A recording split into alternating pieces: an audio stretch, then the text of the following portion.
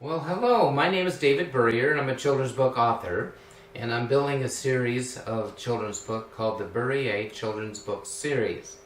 And why Burrier? Well, my last name is Burrier, Burrier, and it's a French origin, so in France it's pronounced Burrier, hence Burrier Children's Book Series.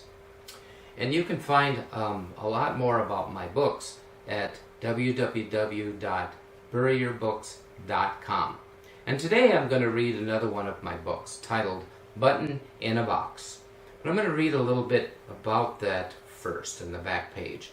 Can a button discover its purpose after it pops off and falls to the ground? Award-winning author David Burrier. I guess I can say that because this particular book, this poem in this book, was awarded the #1 poem in the annual Iowa Poetry Contest. Woohoo! So, I've written a book that is sure to be, of course I'm the author, classic children's book that invites the reader into the life of an inanimate object that finds its way back thanks to one caring hand. There's a lot to be learned by yet another one of my books, teaching books. You'll never look at a button the same way after reading Button in a Box. And this book was illustrated by award-winning illustrator Candace Camling. So enjoy this book with your family and friends. One of the things that I love about the design of my books, there's this page here where you can make it a gift to somebody. You put their name in here, presented to, and then from your name, and then the date. And then they'll just keep it forever. There's no way they're going to throw away a book that has your name in it as a gift to them, right? So that makes it very personal. And also in this book in the back is more information about me as the author and Candace, the illustrator, and how you can contact Candace if you want to, and information about publisher Craig Biss in the back.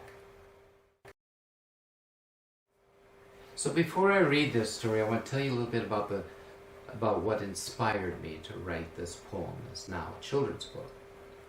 For about 8 years running, I would go and visit a friend on the West Coast in California.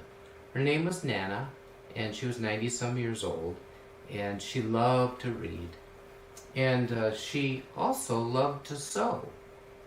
And whenever I visit her, it seems like it was always on the floor, but it was a box of buttons right next to her rocking chair.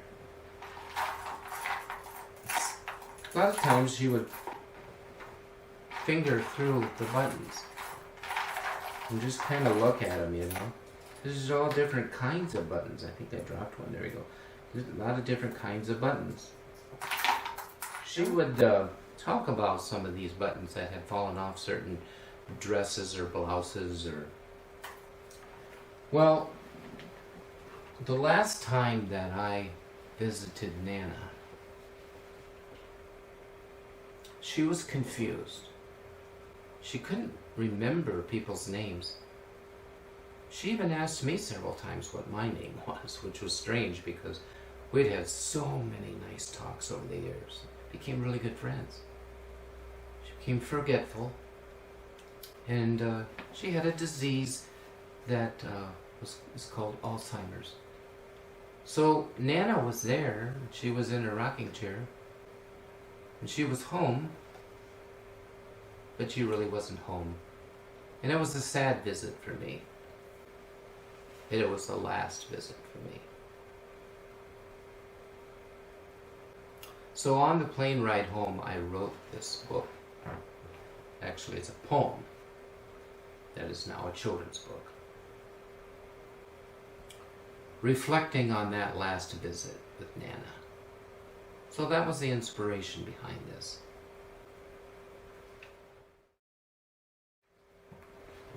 I'm a button in a box.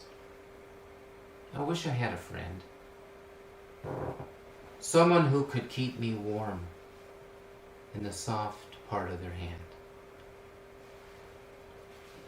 I used to have a purpose in my younger years back then. I was attached upon a raincoat. How I longed to be again.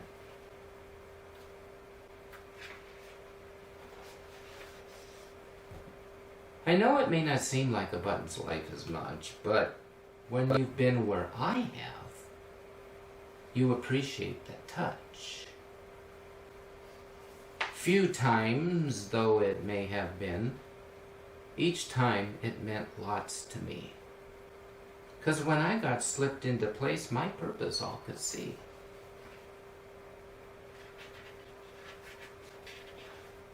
And then one day, I won't forget, it was a driving wind and rain. I came unloose, and I popped right off. And it's never been the same. I feel like I'm not wanted. I've been laying here for years. And if a button could cry at all, I'd be shedding lots of tears. I'd change if I was able, but a button has to wait. It's only when we're picked up do we suddenly awake. It's something about a loving hand that heals the hurt within. If I could only have one wish, I'd be inside your hand. Many lonely people feel like buttons in a box, waiting for a loving hand to give back what they've lost. Hold this in your thoughts each day. Be mindful and alert. Buttons might come into sight who are filled with pain and hurt. The end.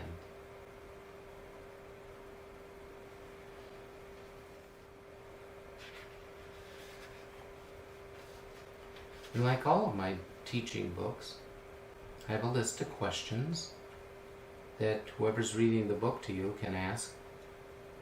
What did we learn from this book? Like, do we really need buttons? Why? How does it make you feel when one of your buttons fall off and it goes missing? What causes a button to pop off? Can a button be reattached?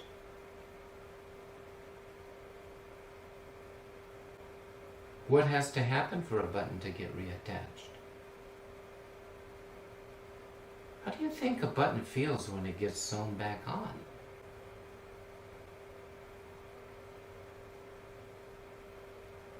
Are there times when you might feel alone? Kind of like the button that popped off is laying on the sidewalk, waiting to be picked up.